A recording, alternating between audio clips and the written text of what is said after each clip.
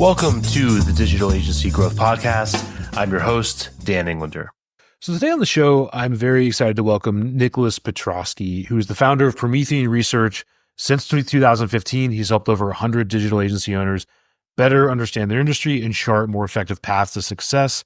Before co-founding Promethean, Nick worked as an equity analyst at a Wall Street firm covering the enterprise software and semiconductor industries. You can find him backpacking around the Midwest or making very fine furniture, which is definitely not elaborate firewood, as he has crossed off in his official bio, in his wood shop when he's not in his office. And Nicholas, great to have you on the show. Thanks for having me. It's good to be here. Yeah, for sure, man. My first question is, how do you go from the semiconductor space on Wall Street to working with agencies? A cascade of happy accidents. Just like the painter, the late Bob Ross always. Oh, absolutely. I love that. Yeah, for sure. I'm Bob Ross-esque in that sense. It was really like, I got out of the Wall Street gig, started a research company, just a general kind of economic research shop with some friends. And we had other friends that were running web dev shops. And they're like, hey, do you know of any kind of like benchmarking data out there? Do you know of like, how fast should we be growing? What should we be making? What are these metrics and benchmarks that represent good in this space? And this was back in 2015-ish, 2014-ish. And I was like, sure, like naively, I was like, sure, I guarantee that stuff's out there. Like, I'll go look at it and get it for you, and I can send it right to you, and no big deal. And I went and looked for that stuff, and the information that was out there was really bad. It wasn't stuff you could rely on. It wasn't stuff that I would ever want to make business decisions based on.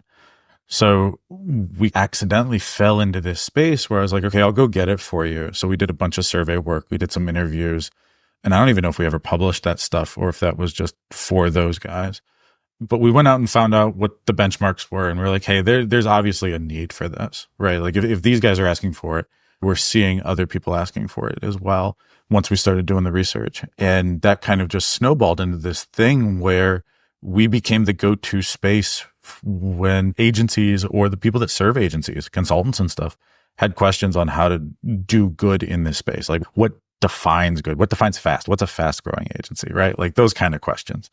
And it snowballed from there. And then we got into consulting because once we started having the benchmarks, we identified the patterns and the motions that agencies were going through to get those good benchmarks. And so we just said, okay, you want to look like this eventually. Here's what that does. Yeah. It's super interesting. My first question, because I think myself being in the agency space for so long and a lot of our listeners, we have this like fish and water aspect that I think probably everybody does to some extent with their industry. So like in your experience, when you're thinking about the work you did on Wall Street with semiconductors or other industries, how stable or unchanging versus changing would you say the agency world is compared to other industries? That's a fantastic question. It seems like it changes faster. That's a weird thing to say because like enterprise software is known for relatively large shifts, but I don't know if it's quick shifts. That speed of change isn't necessarily rapid there. It's significant, it's massive, but it's not quick. The kind of interesting thing about agencies and the thing that's kept my ADHD brain in this space for this long is agencies naturally exist because they can deal with new technologies and new changes, and they're experimenting with them and they're doing cool stuff with them and they're finding better ROIs or whatever however you want to phrase it. They're doing cool things with this that brands and their end markets actually like they pick up and they're like, oh, you can make that happen. And agencies are like, yes, that's exactly what we're doing. It's really cool. And that keeps happening. That's like really quick. So anytime a new tech comes on board, anytime something delivers a new capability for a brand, agencies are one of the first groups to actually commercialize that kind of thing, to actually put some kind of business model behind it and say, okay, we can do this and we can deliver this to you and we can enable this at your company. That's what's driving this kind of pretty rapid change in the industry. You have to stay on top of stuff. Nobody wants to buy commoditized services from an agency, right? They're all thinking about what can we in-house and what can we do cheaper and which pieces of this can we lop off. And you want to make sure that you're not in one of those commoditized buckets. And that drives a lot of really rapid change. Yeah, that's interesting. And I would have expected that's what we see as well. And I'm glad the data that from what you're saying, that's bearing it out. that it's almost like, an agency's the glue that goes in after you've hired somebody to build your windows or to build your furniture or whatever. It's like it's like the tech goes so far and then you have all these other issues, and then the agencies probably fit into that gap in like the early adopter phases of the market or whatever, is they're the ones fixing that. And I think that the lines are getting way blurrier, as others smarter than myself have observed, between like agency, software, consulting, publishing. Like they're all getting lumped together. I guess before we go there, so you started this consultancy kind of back in 2014, 2015. What did things look like back then compared to now? Where did the opportunity live way back when? I'm trying to figure out a way to say this with being nice. The level of sophistication back then was pretty low. There were, I would say back in 2014, 2015, the idea that you should track utilization rates was like novel. Like people were just starting to talk about it. And there were shops that were doing it for sure. There were shops that were running really well back then, but the vast majority didn't have this kind of like dissemination of best practices. Nobody knew what they were, number one. And number two, nobody knew how to compare them to one another or understand which one was actually a best practice and which was like somebody just being loud on LinkedIn. So you had this kind of general rise in sophistication over the last, 10 years, that right now, the metrics that shops are tracking, the strategies that they're employing, the stuff that I'm brought in on to do now is next level sophisticated compared to what I was doing 10 years ago. Go into that a little bit. Just a big question. What do you think it took to be successful back then versus now as an agency? Back then, it was a lot easier. You had just thinking for like a web dev shop, right? You had every brand needing a website still. Like you had this kind of drive to where new UX was coming out. Bootstrap was still the thing, but it was still becoming the thing. Implementation of design systems. You needed a mobile site for everything. Like you needed an app for everything. There was so much demand. And so to be able to sell a C-suite executive on the value of your demand, coupled with like interest rates being zero, money being free, like basically it was a walk in the park to be able to build something and convince them of that. So to be successful, you really just needed to be able to get into the room. You needed to be able to get those connections. You needed to be able to show that you could build something, it's not non-trivial, don't get me wrong, but if you look at it compared to today, it's vastly different. With that in mind, let's zoom forward to today a little bit. And there's so many places to go with that. How would you describe like a boutique agency today? If you're looking at the Joe average agency from the data, like what do they look like? They're relatively small. They're around 10 employees. They're usually made up of some principals so that are partners that kind of co-handle rev gen, but they also co-handle delivery and like actual value creation. Usually they're specialized at this point.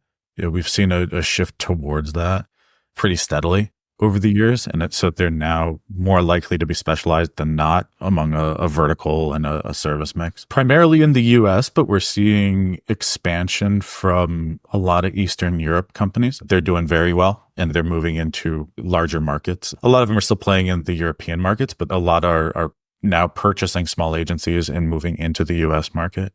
Those are the little bit bigger ones, but it's this kind of general, we can create value in this narrow space and we can get a decent ROI for the work that we do.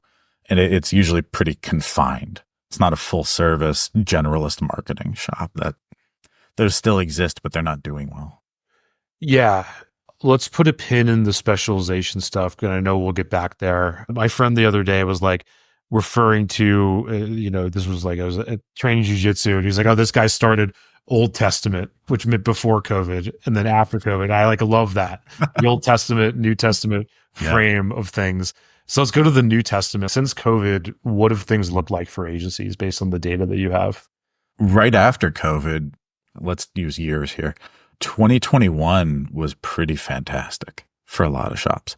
2020 companies had that like halt in early summer where everything shut down and people were scared. Then this kind of moved into, we might not be going back to the way life was. So we need digital solutions that we had planned out over the next 5 years. We're pulling all that spend forward and we're doing this instantly. We need to beat our competitors to this and they're going fast. So that pull forward happened throughout the end of 2021, maybe even first half of 2022. 2022, middle of the year hit and brands started looking at the actual ROI that they were getting out of these kind of rushed projects. And it wasn't what they needed it to be. They started to be a little more cautious about stuff. 2023 hit, and with that, rising interest rates caused capital to be more expensive. So they couldn't just throw stuff at the wall now. Stuff had to like actually get them a return. And so 2023 was this kind of reckoning where a lot of shops downsized, a lot of shops had clients pause or cancel contracts. RevGen was a huge topic that year. It still is now, but it really came into its own in 2023. And then this year, things have stabilized at this kind of tense level. Projects are getting greenlit, but budgets aren't as large as they used to be. Sales cycles aren't as short as they used to be. So you're seeing this kind of, I don't even want to call it cautious optimism. It's just a cautiousness in the industry. The leadership at teams that I'm talking with, they're really concerned with making sure that next year isn't just a repeat of this year, which was a repeat of last year. They're looking for that kind of, what do we put in place? What do we do? Is our strategy correct? Are we going in the right direction? That kind of stuff. That's taking up a lot of their brain space. Yeah. What do you think is driving that? What forces? You mean the general just cautiousness? Right. Yeah. It's the tightness of client budgets. I think that they're still concerned about their spend. They're still concerned about where they're going to get the ROI from. Are they going to get the ROI on it? A lot of shops transitioned to this like strategy focus. They wanted to move out of execution and move into strategy or rebalance more towards strategy. And that's great, but that's something that sells for a lower value right off the bat. Like a big execution project is going to be a large thing that keeps a team in place for a long period of time. Strategy project is going to be much smaller and it's going to be much more time constrained. They then have to go out and backfill that kind of strategy work again and again. And if brands are like cautious on spending, that's going to be harder and harder to do. So that's making the agency leaders a little squirrely about their prospects and a little kind of concerned, especially when they lose visibility into their forecasting. So if their pipeline drags out farther and they're less confident that this will close in their average 42-day or whatever it is sales cycle, if that doesn't happen and it keeps not happening, it makes planning super difficult. And everybody's a little gun shy about hiring and staffing up. We're seeing that reflected in the huge contractor benches that everybody's holding. They're not backfilling positions that leave, they're holding them in contractors. I guess with that in mind, if we're thinking about 2025, if you were going to start an agency right now, what would it look like? What vertical or verticals would it serve? What would you be doing? What would the team look like, et cetera? I know everyone's sick of hearing about it, but it would probably be something AI focused. It would be something in that space. And I don't know exactly what, because getting any kind of bringing any kind of actual value out of AI at this point is challenging. So if I had a team that could do it, that would be the spot that I'd focus. As far as verticals, it's hard to tell. Depending on what you're doing, what service mix you're offering, or what problem you're solving, there is space to be successful in the marketplace in a lot of verticals.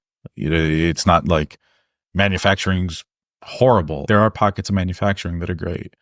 It's not SaaS companies SaaS companies, they get hit pretty hard, at least the like non-public ones. Even the public ones pulled back spend recently. But there are still pockets of strength in that space. So it's hard to say with a blanket statement of, oh, this industry is the good one. This one's a bad one. Stay away from that. Yeah. Yeah, something in AI. And I'd keep it small. I like the contractor idea.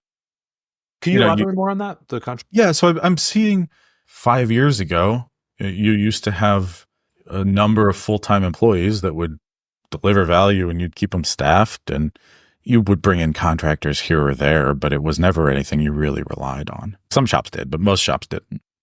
Yeah.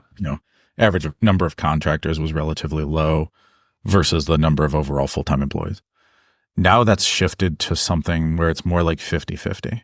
A lot of specifically larger shops I'm seeing are holding contractor benches where they have essentially pre-vetted contractors that they keep relatively busy. Yeah, it's not full-time work. It's not 40 hours a week, 50 hours a week, but it's something where they have them continuously running at maybe 20 hours a week, something like that. Yeah. I think things have changed a little bit in that it used to be that, like, if you were to figure out where the value lives for an agency, it would be like, what's the Rolodex, right? Because the partners know this 5 CMOs in these companies, and then they have to have the unicorn full-time employee who's getting paid 6 figures to figure out how to solve this complex problem over and over again. Yeah. And now the way I see things moving is it's like the agency has to have a very specific perspective. They have to be very specialized. They have to understand like how to train people based on those things. And then at that point, like, you shouldn't have to have 6-figure unicorn employees. You should be able to hire contractors almost anywhere in the world. Any thoughts on that? I think you're right on with it. 2 main pieces. One is you want to make sure that you're hiring, like when you're an agency, when you're thinking about this, hire for the level of talent that you actually need. Like, a lot of shops will go out and be like, we need the best developer we can find. We need the best designer we can find. We're not hiring any player. You're out of here. A's only or A pluses. And it's like, for a vast majority of work that these shops are doing, you don't need a team of all absolute A players. You need some people that are going to put in the hours and do the kind of like B work, because that's what's demanded by a client. A client's not going to notice the difference between pretty good design and really good design most of the time. You're the one that has to tell them, like, hey, this is really good design, or this is really good code that runs really efficiently and does what it says it's going to do and doesn't bug out every 2 seconds, easy to maintain, whatever. A lot of those things that make really great work great is lost on a lot of clients. It's not on everyone. So there are other pieces to that. Second piece on the contractor side, though, is there are a lot more really highly talented, almost like fractional C-level consultants available now than there were 10 years ago.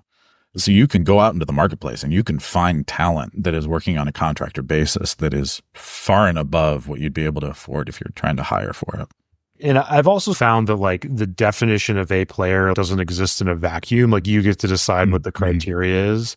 And a lot of the times there's this difference between, like, you have an A player based on criteria you've defined versus you've hired a miracle worker to solve some problem that you can't even define yourself. And then when it doesn't get solved, you're mad at that person. I probably made that mistake. 100%. And I think where we see that play out the most is predictably in the areas that all of us have blind spots. And for most of agencies we work with who become this accidental business owner, that's on the internal sales / marketing side, the biz dev side. Can you talk about that a little bit? The agencies that you're seeing data on that are growing fast, like, what are they doing differently on the biz dev side? They have the foundational pieces dialed in. They might not be doing everything 100%, but they're doing like the important stuff. I think about it foundationally. You need to know what you're building. As an owner, you need to know what it is you're trying to create. And that sounds silly and it sounds up in the clouds and, oh, duh. But I have a RevGen review service where I go into shops and I look at what they're doing and I say, okay, do you have this? Do you not? If you do, great. If you don't, like, do you need it? And one of the things that a lot of them are missing is a really kind of concrete definition of what it is they're building. So you have everybody downstream of that kind of working off of their own interpretation of what this thing should be or could be, or what the last conversation was with the owner. That creates a lot of confusion. It creates a lot of people going in different, maybe sometimes opposing directions that slows agencies down. It slows the growth. It slows the ability to create anything or close an account or whatever the thing is. So foundationally, you have to have that piece. Know what it is you're building. Then on top of that, you have to have an understanding of who you serve. So that kind of like specialization question comes up here. Do you solve every problem for every person ever? And if you do, you're not going to grow very fast. if you do solve a very high on the priority list pain point for one specific client, that you know who to reach and you know where they hang out and you know the kind of content that they consume and what keeps them up at night, their personal aspirations as well as their business ones, and that whole piece, that whole like ICP persona buying committee piece, when that's really built out, that makes stuff so much easier. That makes it easy to build content off of. It makes it easy to know what sales channels to use, what marketing channels to use, where to spend your money, where you're actually going to reach the people that you want to reach. It helps answer all of those questions of like, ooh, new shiny thing came out. Do we do new shiny thing? Do we do cold outreach on LinkedIn? Maybe. This gives you that check. This gives you that ability to say, okay, this is where a person hangs out. This is the kind of content they like to consume. Yes, new shiny thing fits with that. Great, we're going to do new shiny thing. Or no shiny thing does not fit with that. Don't spend a minute on it. Yeah. It prevents a lot of that kind of confusion. Yeah, and I'd even say it's like table stakes at this point to have that. Just we've focused on the same audience you do, more or less, like agencies, roughly 10 to 50 employees for a long time now. And then we made a change where we moved to this training and implementation model, and marketing it and selling it is like a huge amount of work, even though the audience and the problem we're solving has stayed the same. Where it's like, if we were to do that with 3 other verticals or something, I don't even know how we would do it. Even if we had all the resources in the world, like coordinating and organizing and finding the right people to build different funnels, it would be huge. It would be a huge amount of work. And probably what we'd find is that none of it worked out, right? Most, even Fortune 500s that try to do that fail all the time at it. So I think that's a really important thing to keep in mind. So, and I guess, so we talked about the sales and biz dev side. So we covered how the fastest growing agencies are basically like doing what's important, like over and over again, what sounds like consistent yardage as opposed to like the trick plays. Like, hey, go where your customers hang out. So that's do a that. great way of putting it. Yeah. Not my metaphor. I think I heard that. Probably Paul Mosey said something like that. So with that, let's talk about the ops side. Like, what are the strongest ops teams doing from the data you have? They're investing in their PM roles. Those are the linchpin that really makes, I guess that's value delivery, but it's ops as well. So that's that linchpin that makes that team really sing. It's also the place that one person slipping in that role can really derail a project, which you do that a few times and then all of a sudden you're in a hole and things go bad quickly. So investing in the training and the proper level of talent to have on in your PM role is huge. Along those lines, but still in that sales marketing rev gen space, is the account manager role. Yeah. Obviously separate from PM, and it really should be separate from PM. But that's a space where there's a lot of potential for growth that agencies tend to underinvest in. And I think it's, like you said earlier, it's one of those blind spots that's just really easy to have. Yeah. Knowing what the cadences and what the motions are for that kind of role are not really well understood in the space. Yeah, it's tricky because there's so many variables that affect performance for that role, right? You have the salesperson that sold them the thing, or the owner. You have external, internal conditions. It's just this mess. I'm not sure how much insight you have, but can you elaborate on that at all? Are there incentive structures working for that AM role? Are there other things that stronger agencies are doing to get those people trained up and so on? The biggest hole that I see is having an AM that doesn't understand what the client wants. What are you really solving for the client?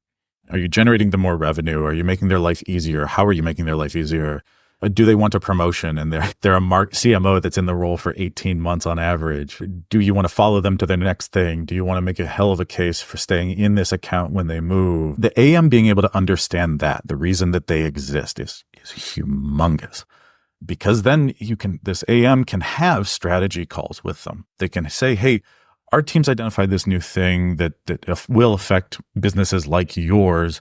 This isn't a sales call. It's literally just this is how we're thinking about positioning your firm or positioning this service or doing whatever we could for your firm, and having those conversations relatively regularly with people beyond just the direct contact at the client.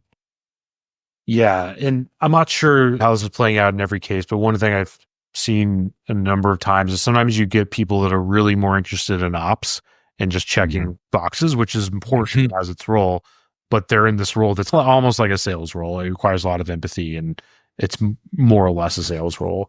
Any thoughts on that or any experience you've seen? Oh, yeah. Yes, 100%. That kind of like checking boxes. Did I have the strategy call? Yeah, but was it a successful strategy call, or was it just you checking a box? Yeah. I had a client recently that their whole structure was basically checking boxes, and they couldn't figure out why their account managers weren't, let's put it this way. They had like a kind of like soft lock on growing accounts at their firm. They didn't grow accounts. They didn't extend accounts. Like their average length of client tenure was horrible.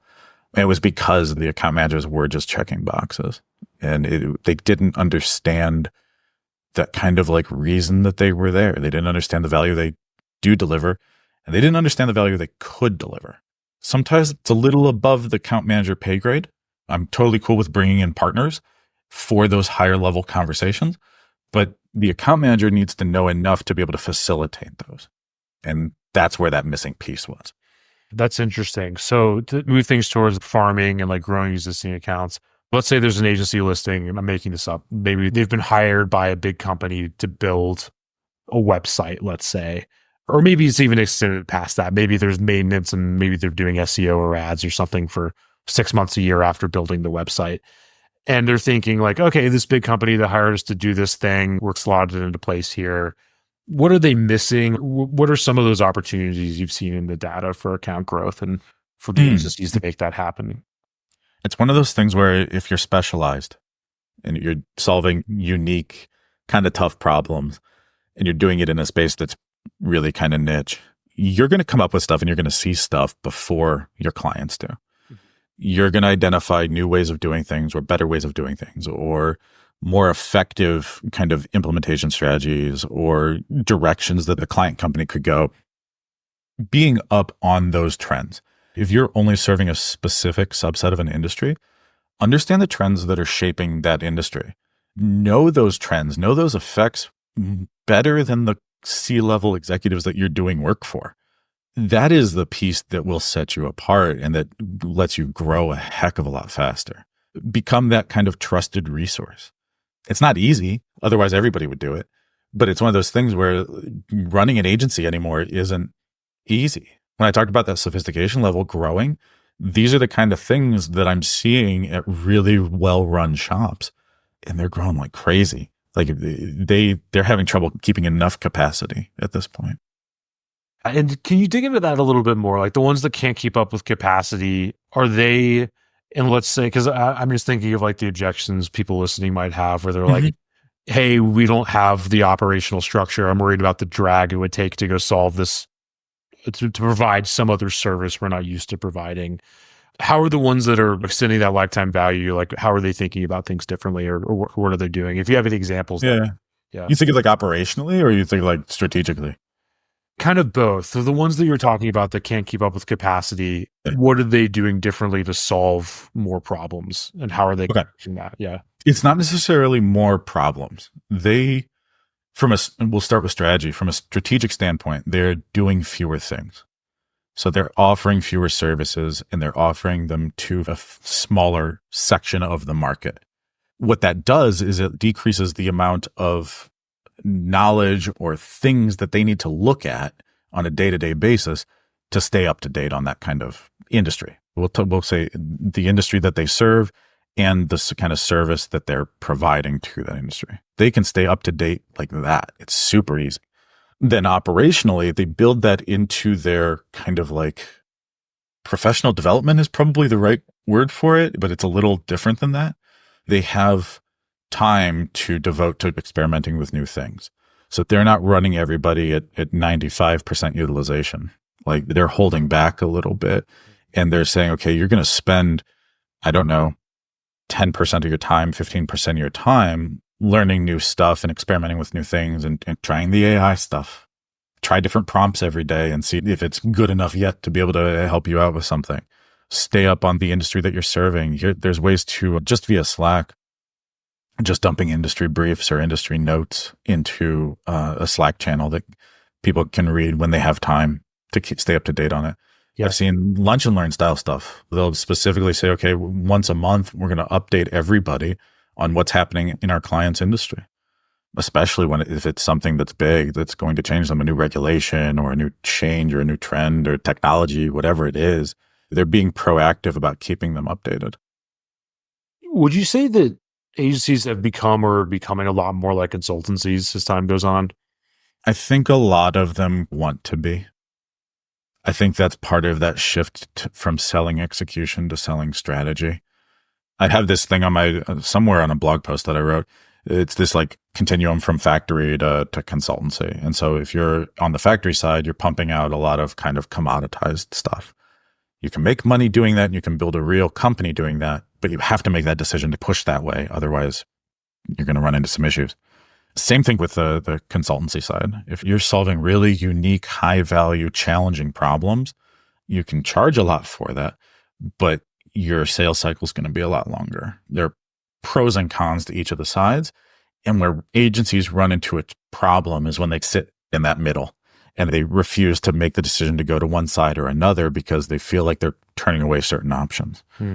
When you sit in that middle, though, you're getting not the worst of both worlds, but certainly not the best. And on the consultancy side, which is more like where we play and a lot of our clients do as well, as time goes on, it seems like there's more people going that way.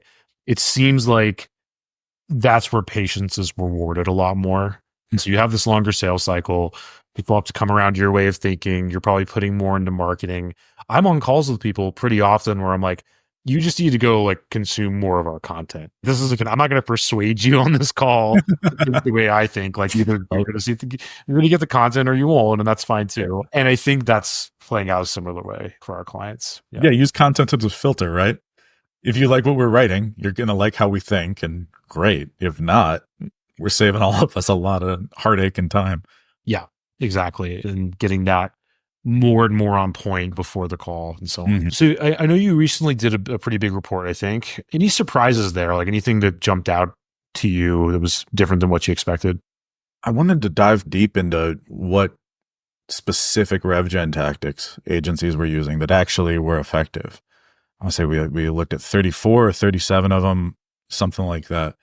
Everything from blogging to podcasting to cold outreach, email outreach, live events, all that kind of stuff.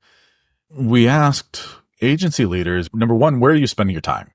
What are the things that you're actually putting effort into? And number two, which ones are responsible for the largest percentage of your revenue? Because those are two totally different things.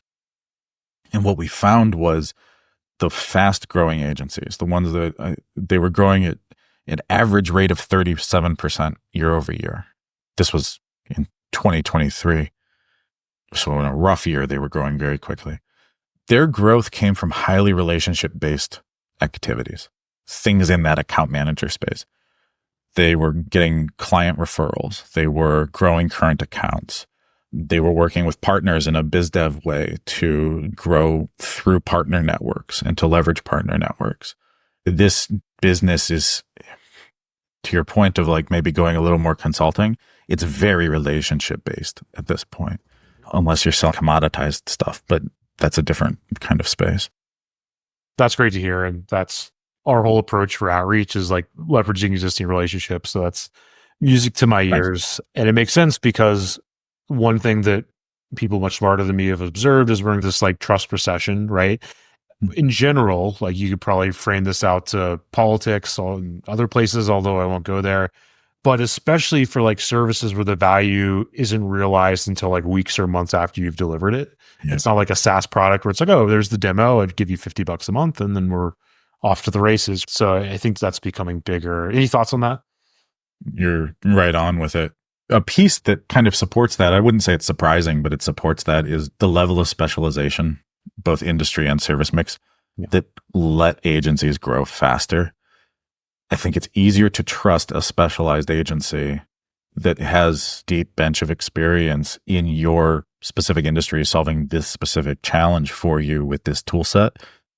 That's a much easier thing to learn to trust or to begin to trust or take a chance on than a generalist that says, we do 17 different services, pick from our menu. And it's like, It's walking into the restaurant with Italian menu, a Mexican menu, and a like American menu. Then it has 500 things on it that you're like, none of this is going to be good.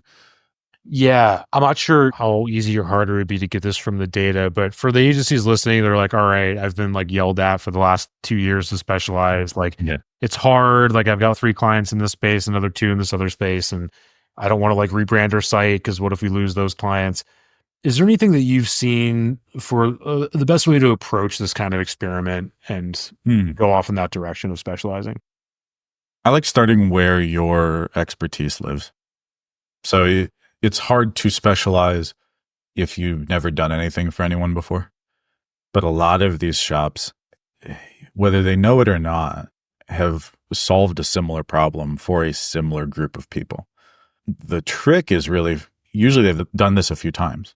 So they'll have a few different directions that they could go. They'll have 3 or 5 different specialties that they could create.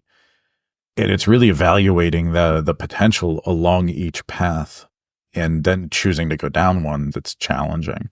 That potential evaluation, the way that I approach it is through a lot of research.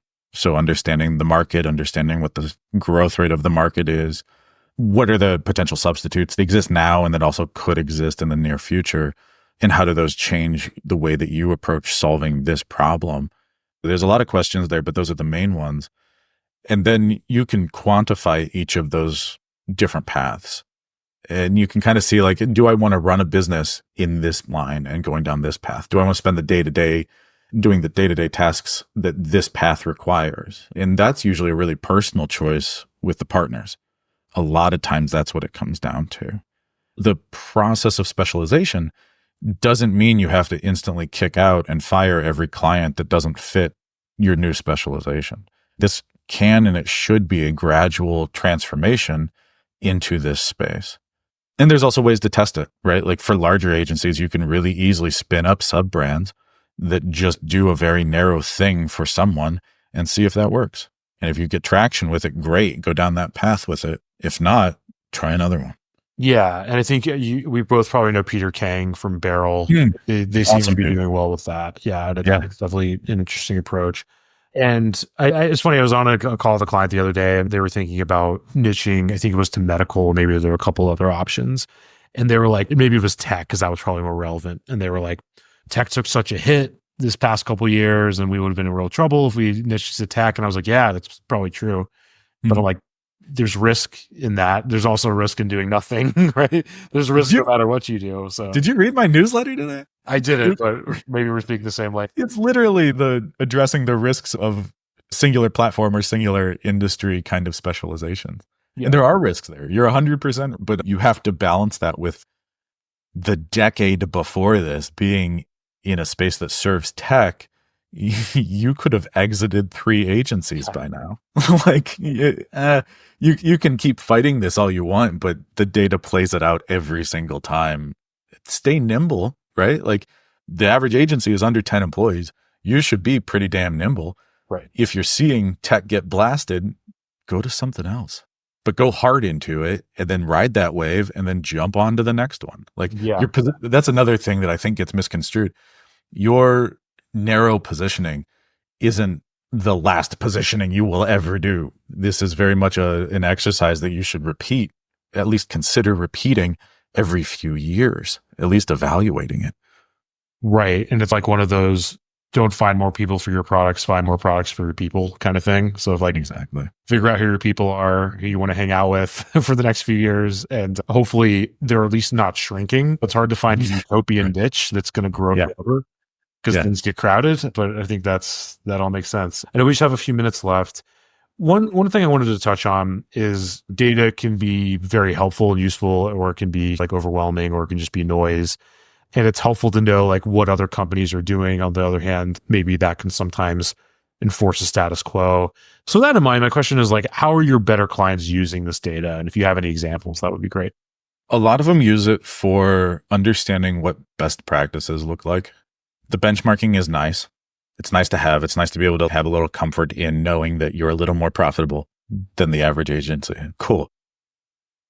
What's really moving agencies and really changing them is shifting how they go about specifically their rev gen, but like the positioning stuff as well, and how they think about the next year's strategy, next 3 years strategy.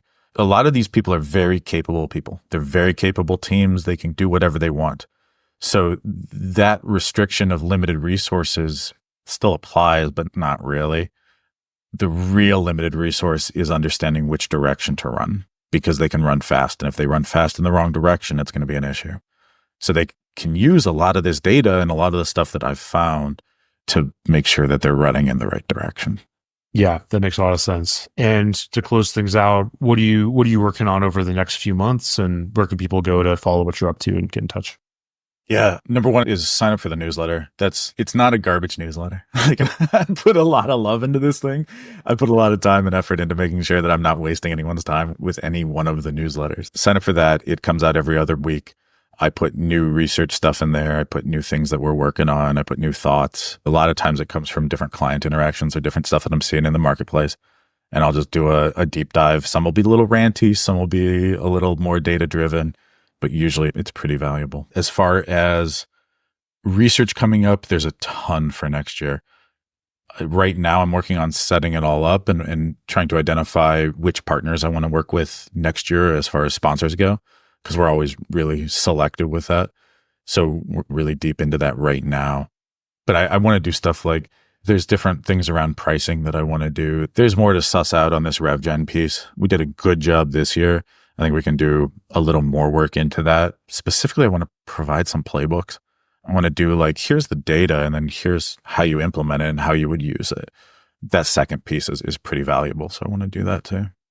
Really interesting stuff, and definitely vouch for the newsletter. It's a must read. And Nicholas, like, we'll have a million more things to talk about because this stuff changes fast. So look forward to having you back on in the future. Awesome. I can't wait. This has been fun. Yeah, likewise. Appreciate it, man.